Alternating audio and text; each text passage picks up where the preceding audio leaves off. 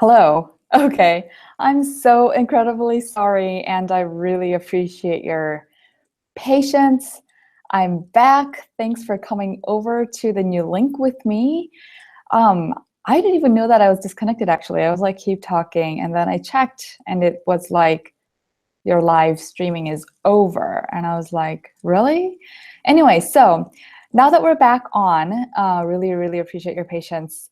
And could you confirm with me one more time that like my video and everything is working okay? Okay, so let's start from the top again. My name is Dr. Alyssa Marshall, and I am coming from International Dentist Central. I'm the co-founder of International Dentist Central. Thank you, you guys, for your confirmation. We have been working with international dentists coming to the US to get their licenses here. This is our 4th year now. And yes, so I said before that I had a slideshow prepared, but I'm just not gonna use it. I'm just gonna like call it out to you because I don't know why, but it's probably a weird coincidence, but it did crash when I opened the slideshow and put it into presentation mode. And we wasted like 10 minutes just getting back up on our feet. So I'm not going to use it, but I will be calling everything out to you. So I'm just going to have it open like for myself, and I'll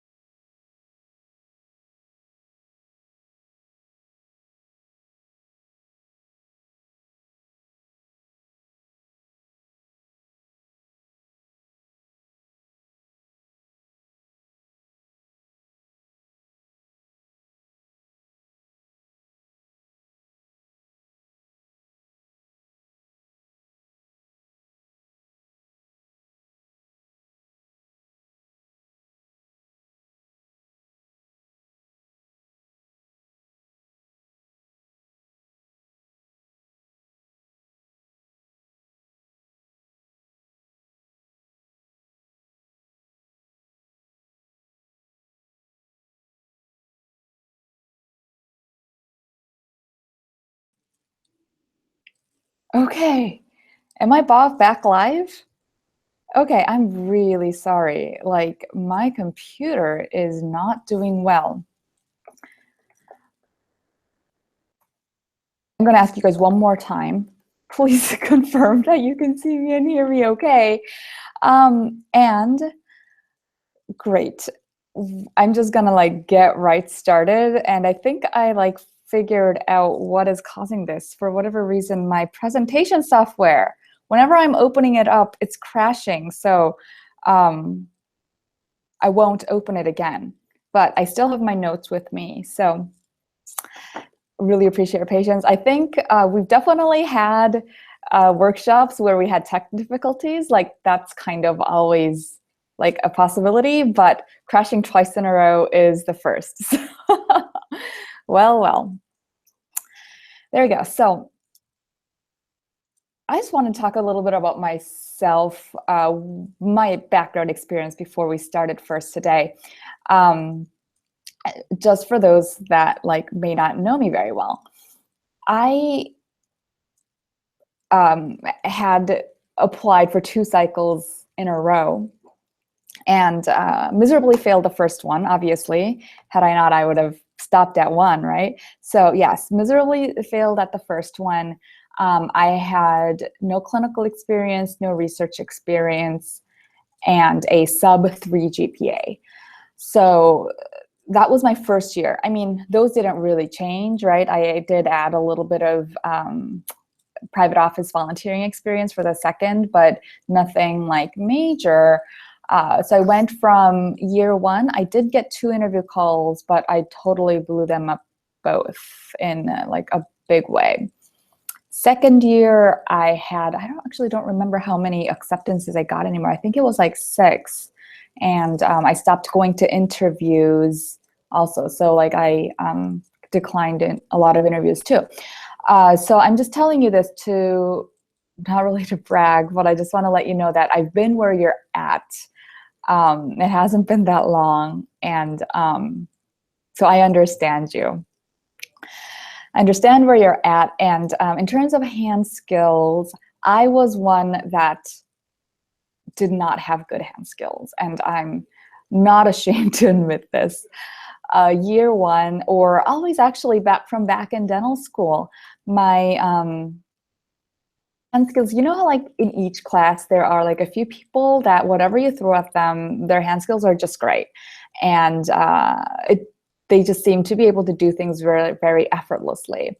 I was not one of them. And I would say that I was definitely a little below average in terms of hand steadiness, hand skills. Like, I don't know, like I just couldn't control, like I just couldn't do a very good job doing what I was supposed to do with my hands. But then I worked on it really, really hard for the second year to go to interviews, and I kind of turned around my hand skills for good. So now what I practiced, even like what I practiced for bench test preparations actually still stays with me till today.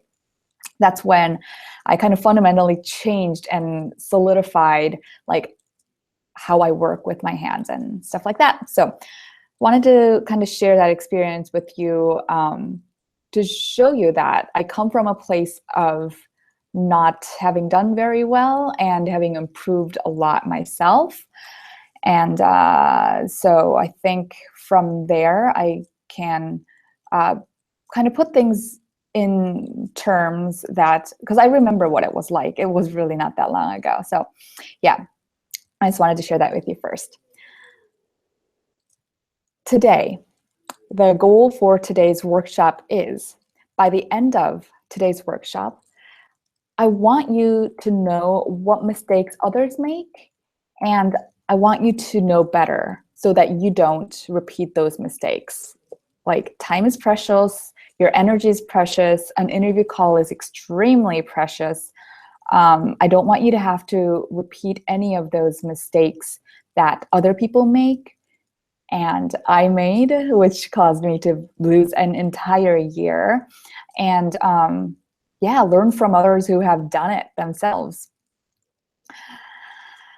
So while we talk about this, if you have any questions, put them in chat. I will do my best to go through them. There is a time delay between like when I speak and then when you receive it, there is this time delay. So when you put in a chat, it's going to become even a little bit more delayed. So that's just an FYI.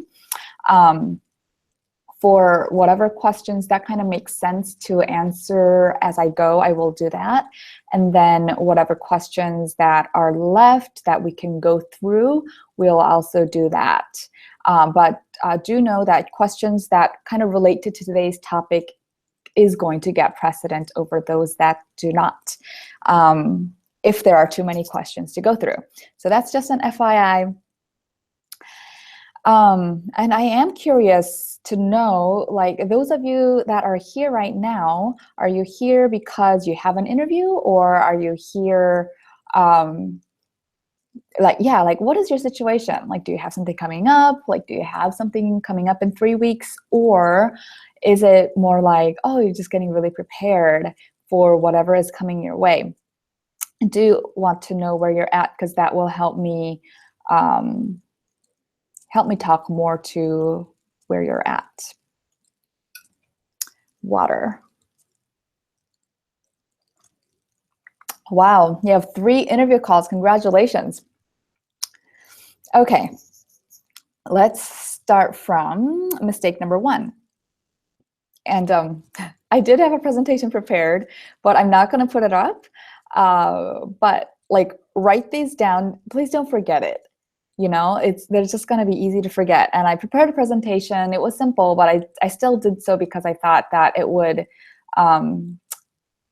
it would better for you to be looking at that than looking at my face talking, because you know the points are up there in bullet points. I thought that you would remember things better, but so I'm just gonna say, just write stuff down. Mistake number 1 is underestimating the standards.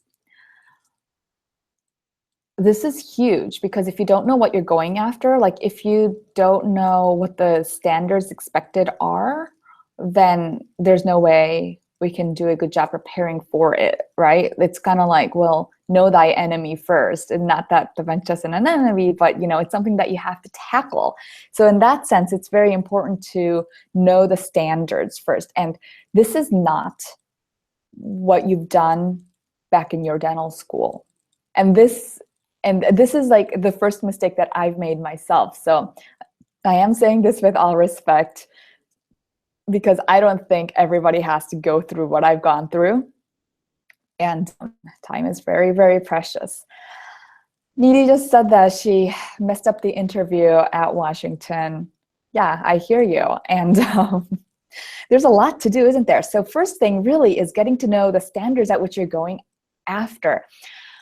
It's very uncommon for a dental school that's outside of North America, or dental school students, to be trained rigorously in these bench tests, or like in the lab to produce ideal preparations. Most countries, including where I came from, we did a few, and it was not a big deal. They were mostly to like teach you how to do it, versus to make sure that you're actually doing everything accurately. You know what I mean? Like nobody brought in like a thing and measured my isthmus, made sure it was 1. Nobody was like, hey, your contacts need to be broken 0.3. You're like 0.6. This is too wide.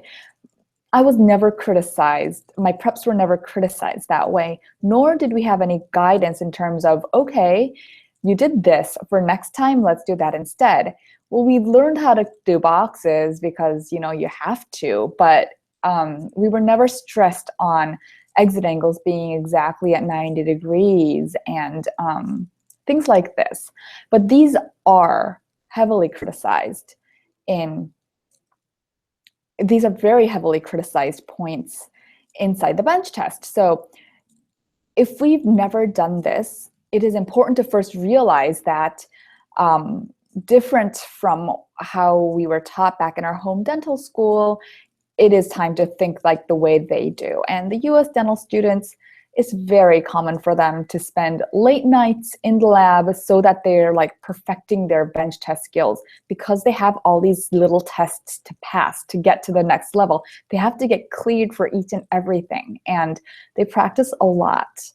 And it's just a different environment than most of the rest of the world. It's all relevant, right? Like, if people around you do extremely well, then if you do average, you're just not going to be very good. If people don't do very well and you're average, you're going to be pretty good, right? But the thing is, the competition being so challenging these days, people do practice more and more. Their skills really are getting better every year. And I'm seeing this even as in the time that I've been working with international dentists for the 4th year now. I am seeing this myself. I'm seeing more and more people do better and better. So I wanted to make sure that you knew that. And you need to be pretty near ideal to have a chance at kind of passing. And so like when you look at the Art and Science of Operative Dentistry or any other textbook and you see images, it's easy to think like, oh, those are just images. Like there's no way schools actually are looking for that. No, they are. Okay. So that's mistake number 1, underestimating the standards. Mistake number 2 is trying to figure it all out on your own when you only have 3 weeks.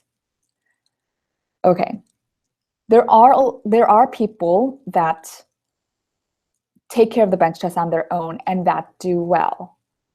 Those people started 5 months ago. If you only have 3 weeks, you better somehow get rid of this time waste. 3 weeks to your bench test, like, you do not have time to do this on your own, okay? Like, don't do it. Please. I was just like, you can do it on your own if you're shooting for next year, okay? That is totally fine. But don't do it on your own if you're actually serious about your test coming up. And if you have an opportunity to interview and take a bench test, you should be serious about that. Because remember, you really only need one school to say yes. So that one school that called you, if you have that one school, that could be your last one. Like, that could be your last interview. It's not like you need so many options. It is, I mean, if that doesn't work out, it's good to have another option. But I've seen plenty of people where they had one interview and one acceptance, and that was it for them. Guess what would have happened to them if they didn't take their first interview call seriously? Maybe they would have wasted another year, kind of like I did. I had 2, and no, I didn't take them seriously the first year. I was the person that said, I'll just figure it out myself. I don't really know anybody that did this. I definitely don't have the money to pay anybody. I'm just going to figure it out myself. And I set up a home lab, and I got like no help. And the results showed, like, I did not do very well.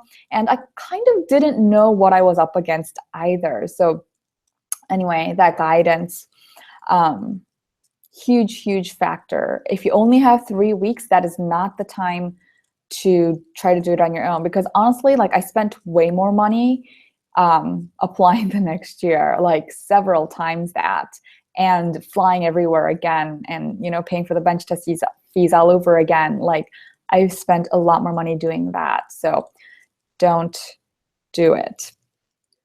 So that was mistake number 2, trying to figure it out on your own when you only have 3 weeks.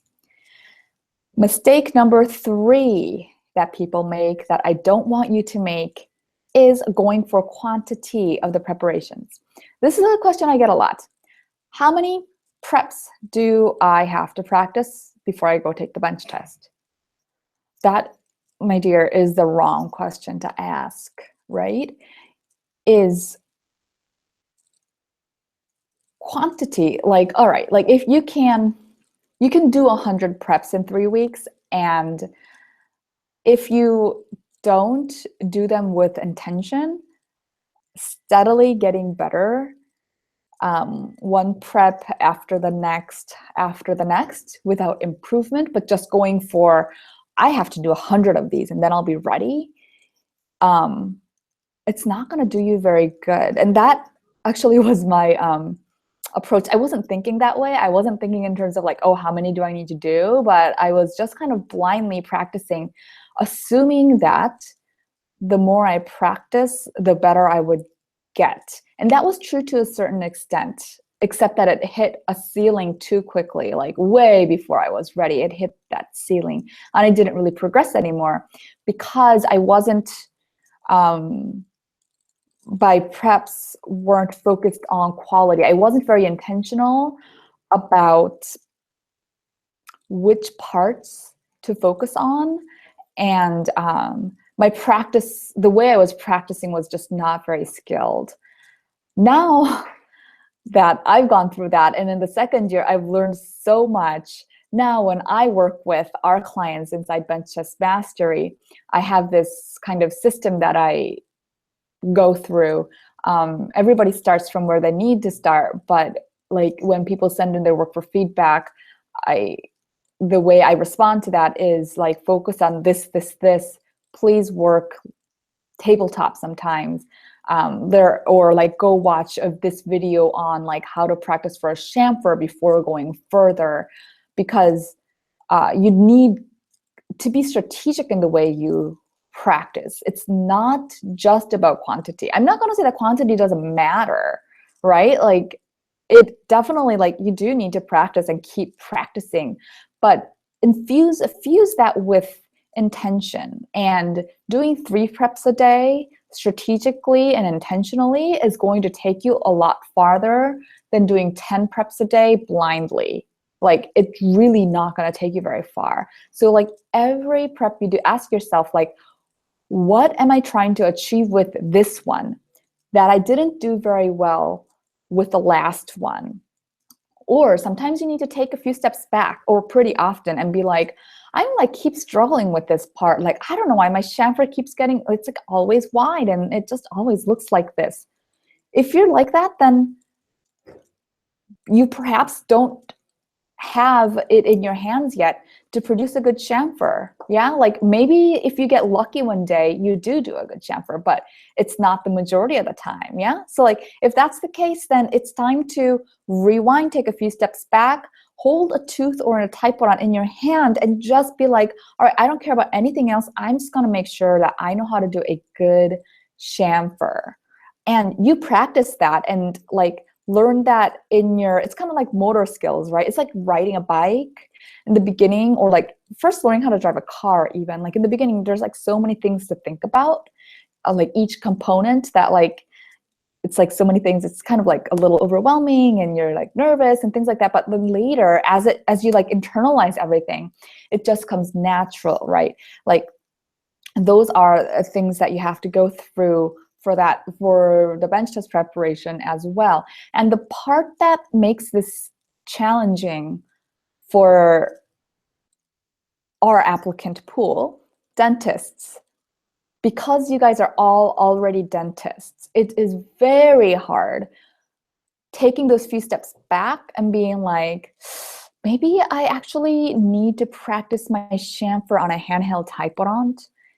Becomes a very difficult thing to say or to acknowledge, especially for those people that have practiced for several years.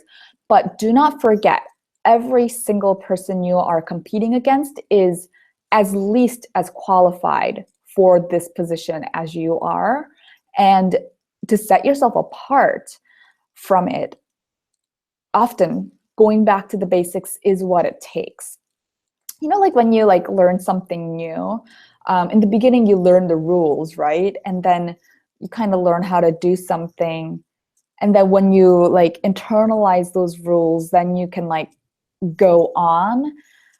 But then when you revisit the basics, it kind of like sparks things, like it connects a lot of dots that you didn't even know quite existed yet, and really strengthens you. And whatever you perform thereon is so much stronger. It's kind of like that. So I'm talking to those, especially that have a lot of clinical experience, and that it's finding it difficult to confront with the fact that, oh, I used to see patients all the time and I had my own practice. And like, you really want to test me on this typewriter? Like, I've been doing crowns all the time. To those of you, this is who I'm talking to really right now.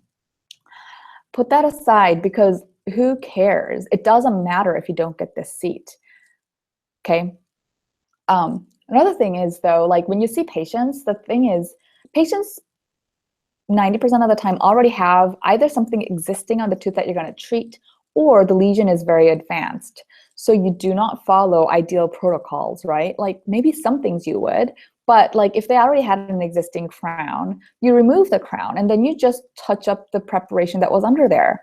Or if you do like a root canal, there's not much tooth structure left to start with, right? So you do a buildup and then you just do a quick crown. But we're really not looking at things like 6-degree taper, right? Like we don't look at things like that when we do crown preparations on patients.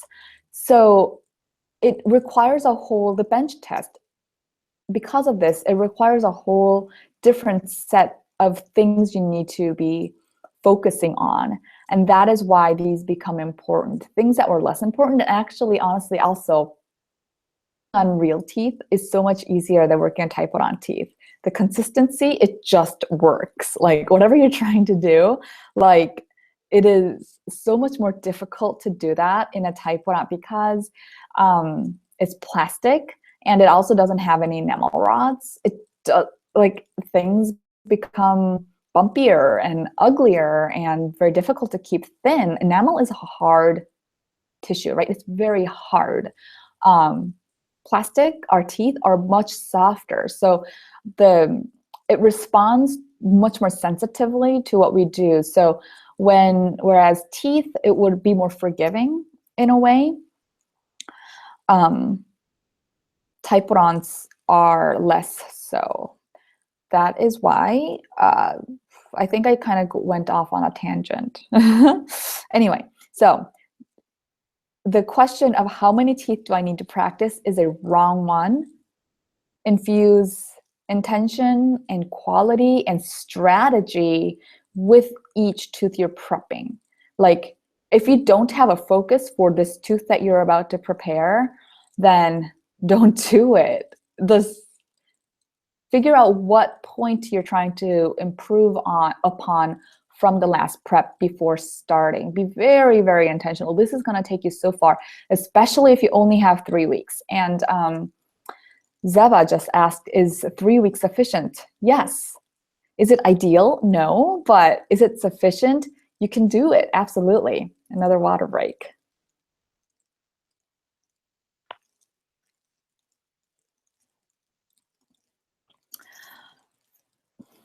When you only have 3 weeks, and it really depends on like how you have to spend those 3 weeks do largely depend on where your hand skill levels are. So it's hard to speak for it. It's hard to put out a blanket statement for everybody. A couple of weeks ago, was it last week, we did a workshop. Oh, it was last week. That was called How to Prepare for Your Bench Test and Interview in 3 weeks. If you are a bench test or interview mastery member of ours, that replay is up in the member area, so go watch it. But there, we did kind of break it down week by week what to do. But the assumption was that you haven't practiced. And that was kind of like the plan we laid out for you, to spend those 3 weeks the best you can. Now, some of you are a little bit more farther along. Like you may have taken some, you may have like practiced before or been to some bench tests before, but you just don't have a acceptance yet. Then you're going to have to tweak those a little bit so that you put in more practice time and improvement time versus like getting, like if you haven't touched a handpiece for 5 years, which that's the place a lot of people start, then you have to like set aside a little bit of time to get you refamiliarized with that whole feeling, right? So those differences apply, but 3 weeks is not a small amount of time. If you do have a job though, like I would definitely take the 3 weeks off. Like until your bench test, I would not get distracted. I mean, like so much hinges there. Like, do you believe that you can do this? And I hope you do, because your mindset is going to have a huge impact on this.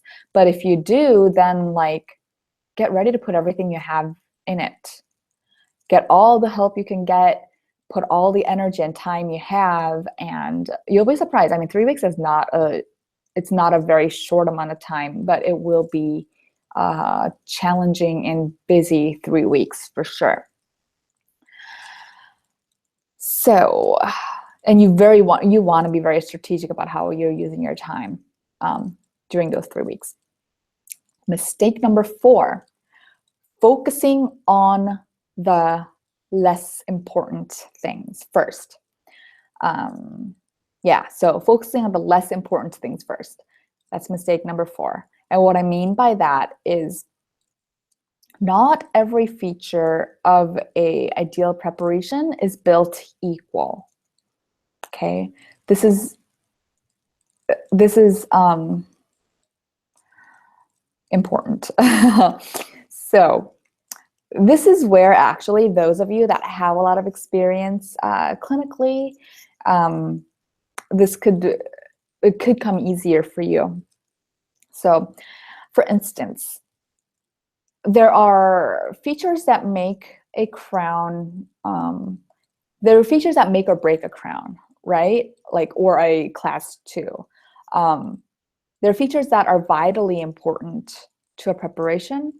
And then there are features that are not vitally important to the kind of preparation you're doing in and of itself, but they are a part of the ideal preparation criteria.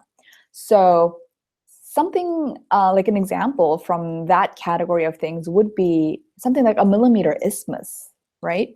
A millimeter isthmus, like if you violate that, if let's say your millimeter or your isthmus becomes a little wider, is that like, yes, that is not ideal, but that can still have a good restoration, right? Like patients come like that to us all the time. Like it's very rare that we do a restoration that the isthmus is actually like gonna be at 1. Like usually they already have a huge restoration there. Once we take that off, we just work with what we have left, right? So things like a 1 millimeter isthmus is not a feature that directly contributes to becoming a clinically acceptable preparation first. And there is a difference between clinically acceptable and ideal. You want to think of it first as you want to,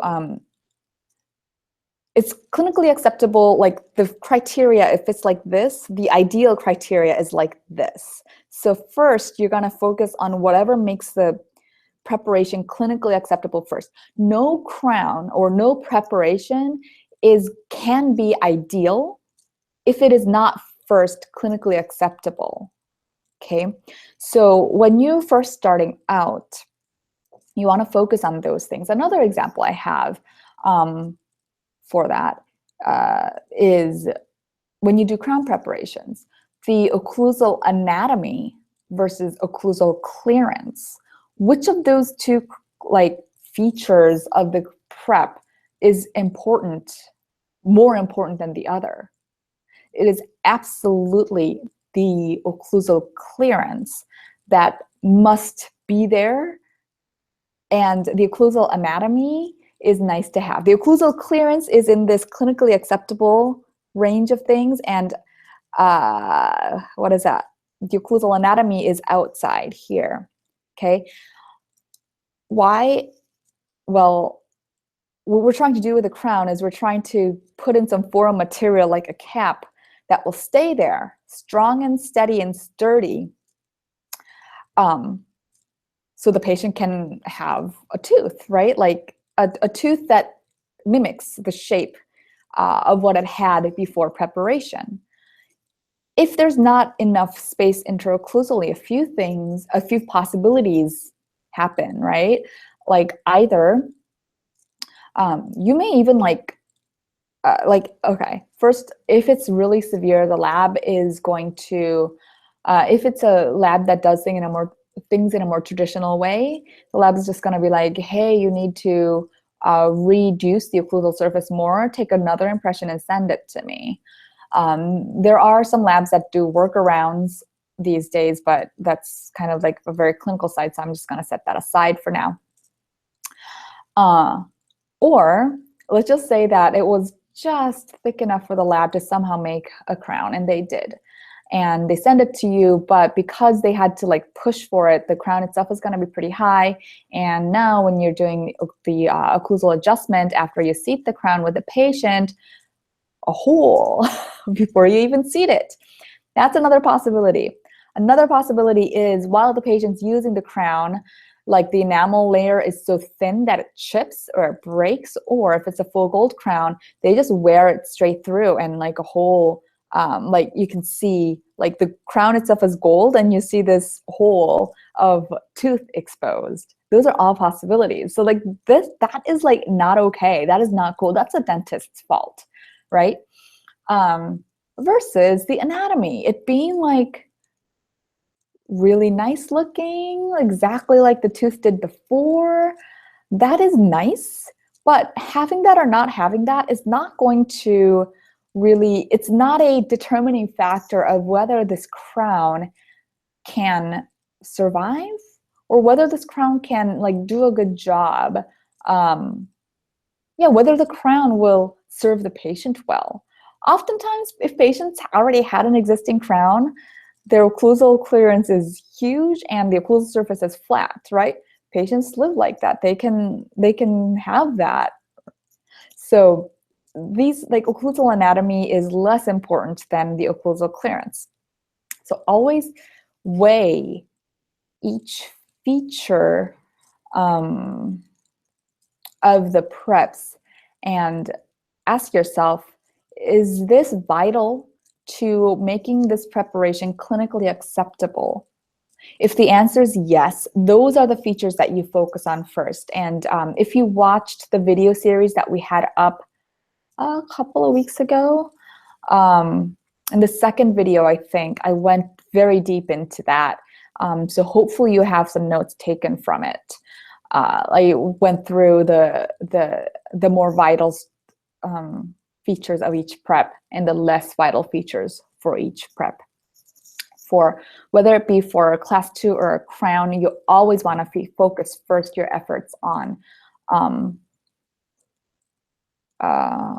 you want to always focus your efforts first on features that make this clinically acceptable, or those that are vital.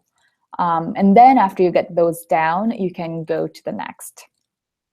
Okay, we have 2 more mistakes to go through, so hope you guys are enjoying it. And if you have any questions about what I'm talking about, by the way, feel free to just plug them in the chat room.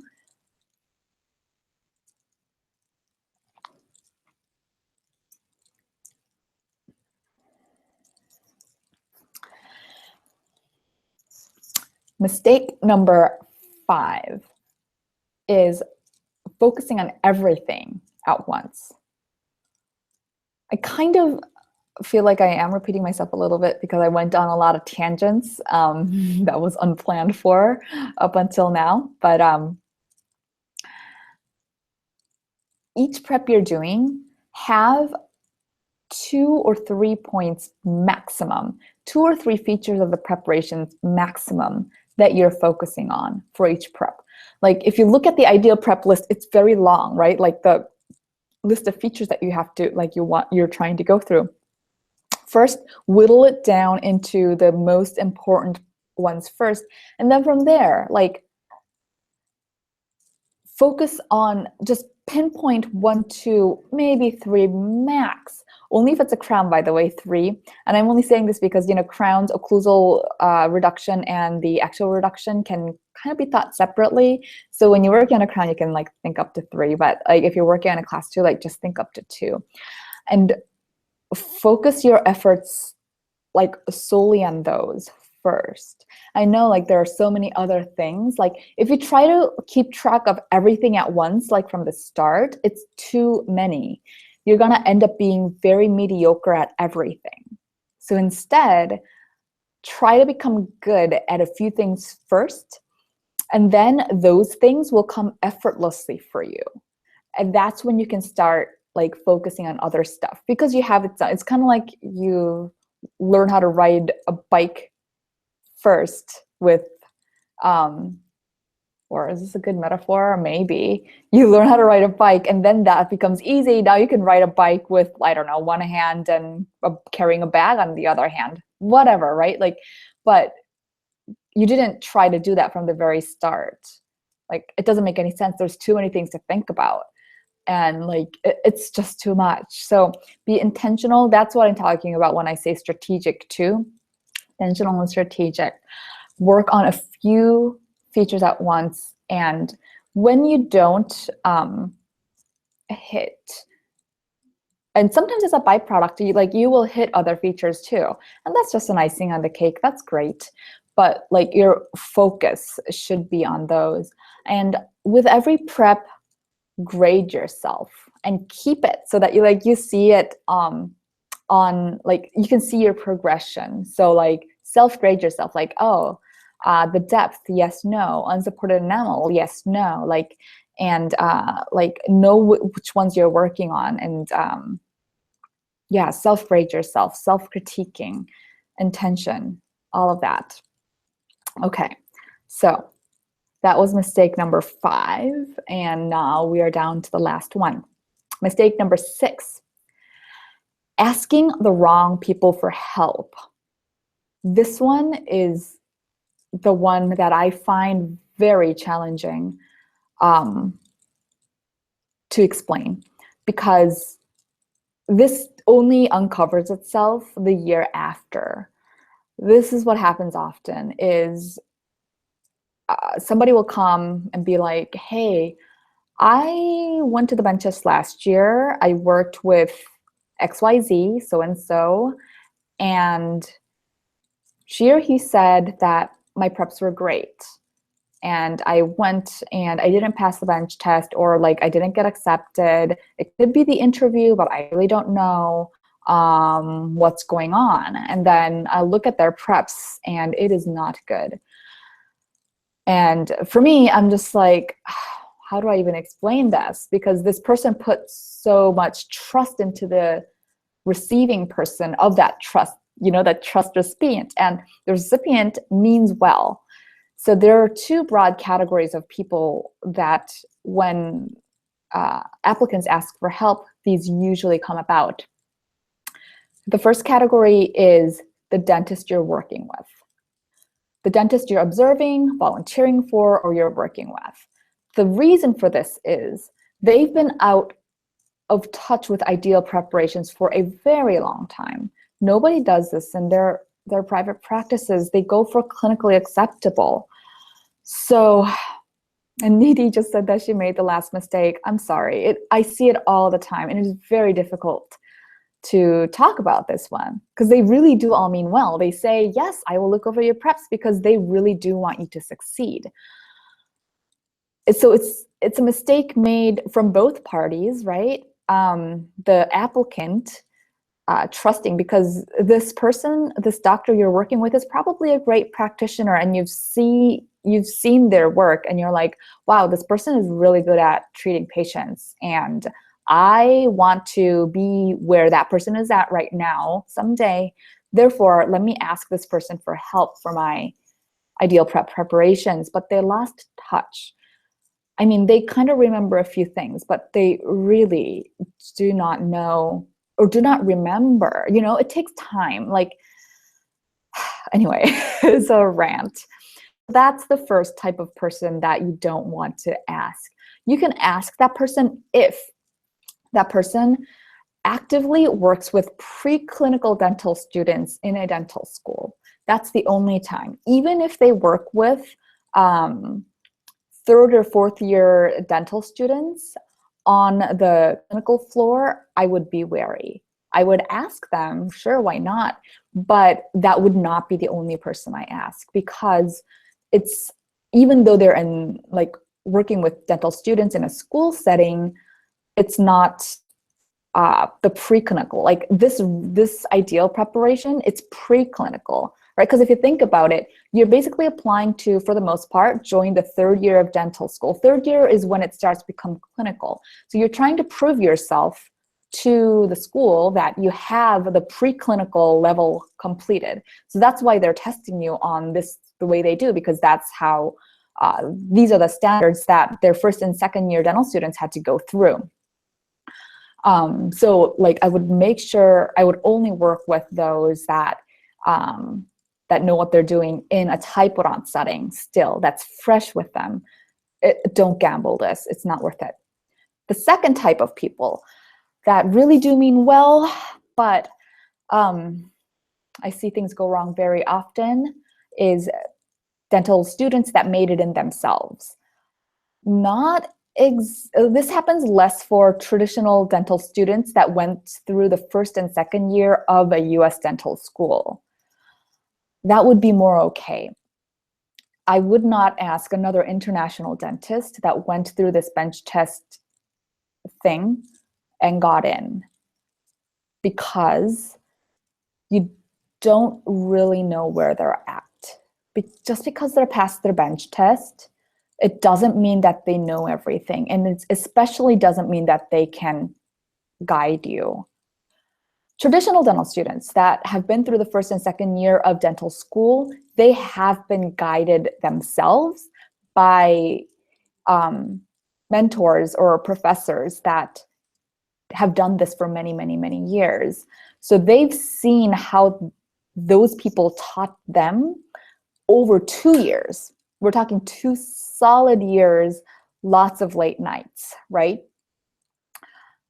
International dentists that made it through don't quite have that. They figured it out for themselves, often just enough to make it through the bench test. What I actually often also see, let me just give you one example.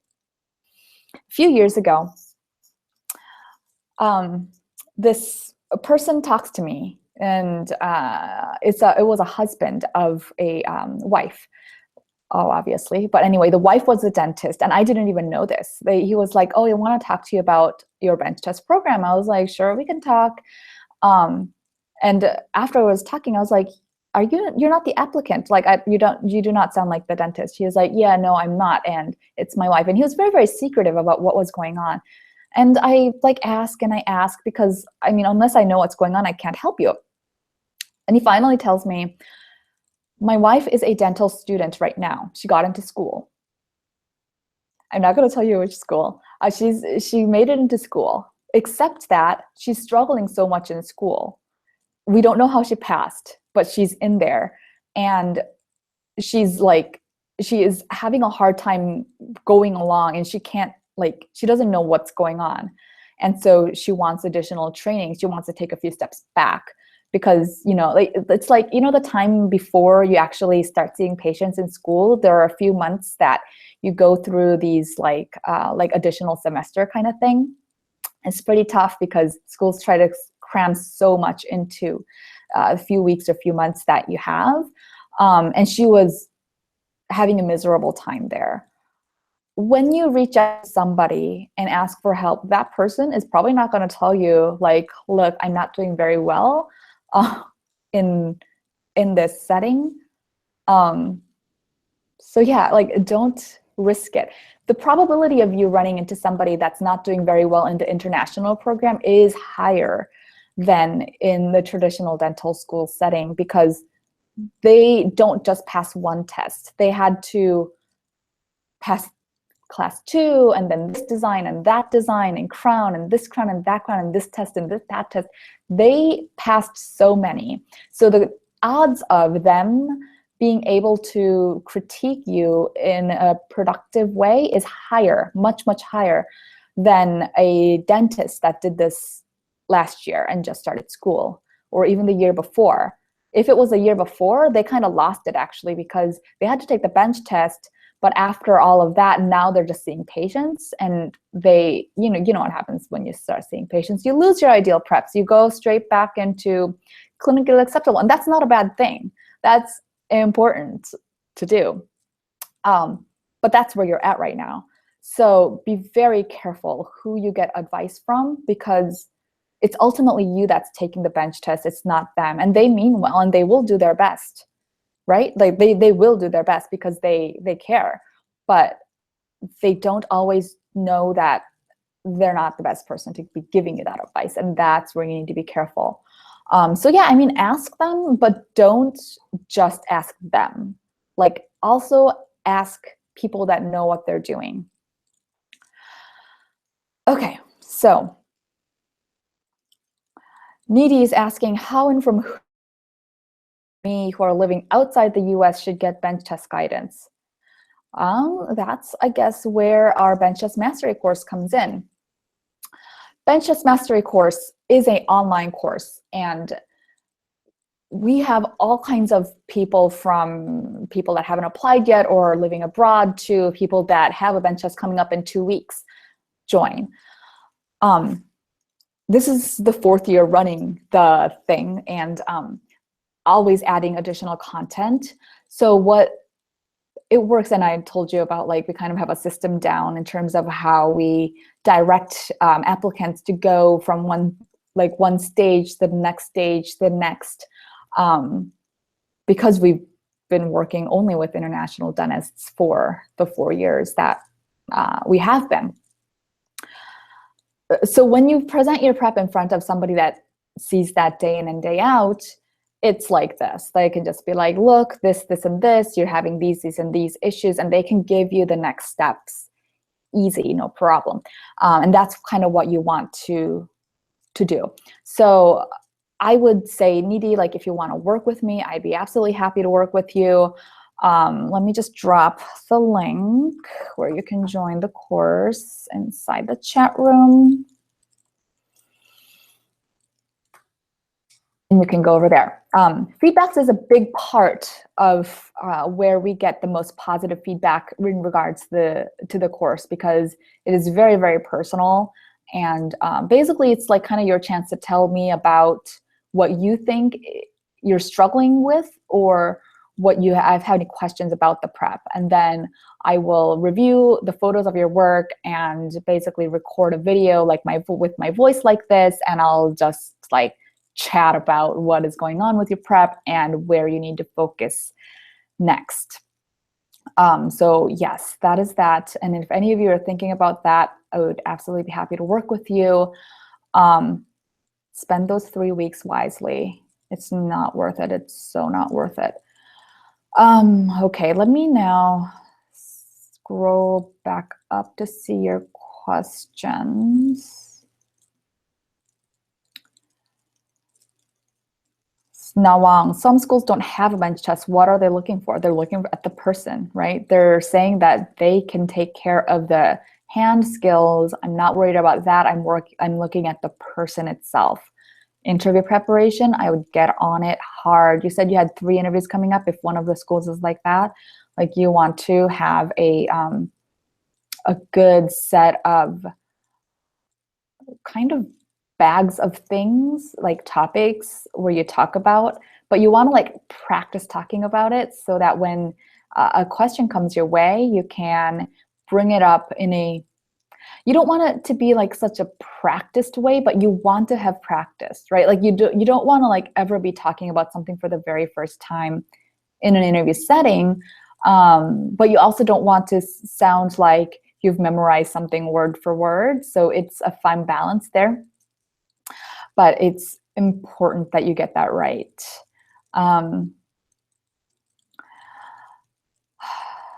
NJ2 Agrawal said it's overwhelming for the application. You know what? If you're still in the application phase, I'm glad you're watching this, but focus on the application first, like really one step at a time. You do not need to be looking all the way out to the bench test first, like literally one step at a time.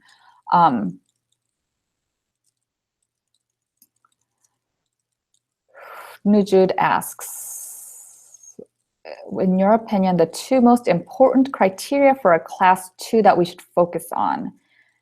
And once those 2 are mastered, what are the 2 most next important criteria? That is a fantastic question.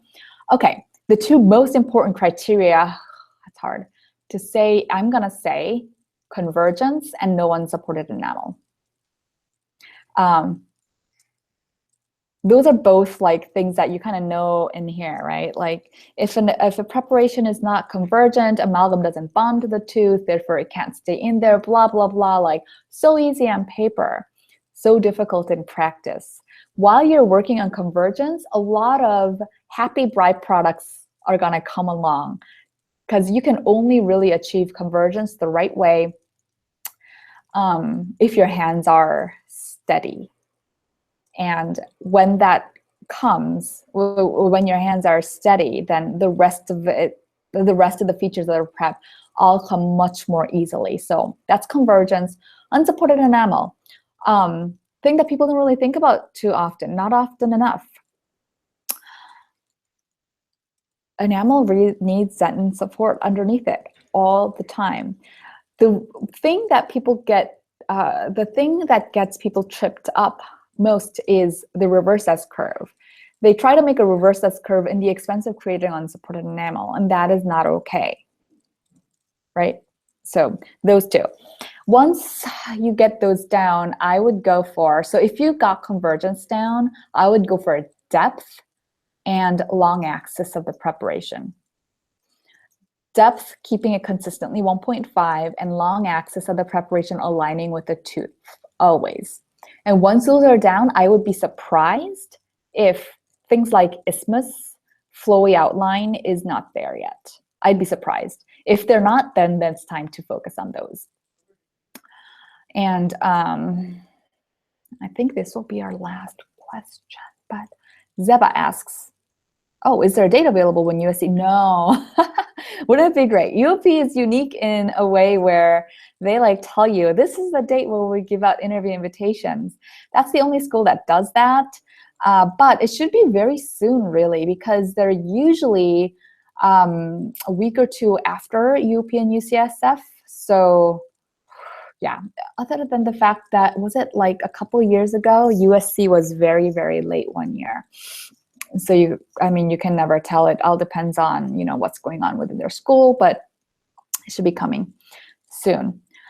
What burrs do UOP offer during the bench test? Ooh, I can't remember off the top of my head, but they only give you a few burrs, okay? They only give you exactly what you need. You're not gonna get any fine grit burrs, so you're not gonna get any polishing or red stripe burrs. It's just gonna be, if I'm correct, take it with a grain of salt, I may be wrong. 856016, 856012, 556, 56, 330, 169L. I believe, oh, and of course, an egg-shaped burr. I believe that is all they give you. They're gonna give you just 2 neat little packets, and that's it. Most schools give you more stuff than you need. UOP doesn't do that. Okay, great. Thank you guys so much for coming. If you enjoyed today's workshop and you want to watch other workshops as well, we have a few options. A workshop all access pass is a great option. You get access to all of our workshops that we've done in the past. Also, we have our bench test mastery and our interview mastery. And seriously, if you have an interview coming up, don't waste it. Don't waste it. I think for a good first step is mindset, really, strategy and stuff like that. Nikita 856012 will replace needle burr for UOP. So hopefully you found that helpful. It was great chatting with you. And again, I really appreciate you guys staying patient during the tech glitch. We went over, so thank you so much for staying till the end. We'll have another public workshop like this in 2 weeks, all right? So mark your calendars, Wednesday, what's the date? I don't know. In 2 weeks, the same time, noon Eastern, or that's October 5th, noon Eastern or 9 a.m. Pacific. That's it. If you have anything you need, just feel free to send us an email at mail@internationaldentistcentral.com. This was very fun, and have a fantastic rest of the day. Bye.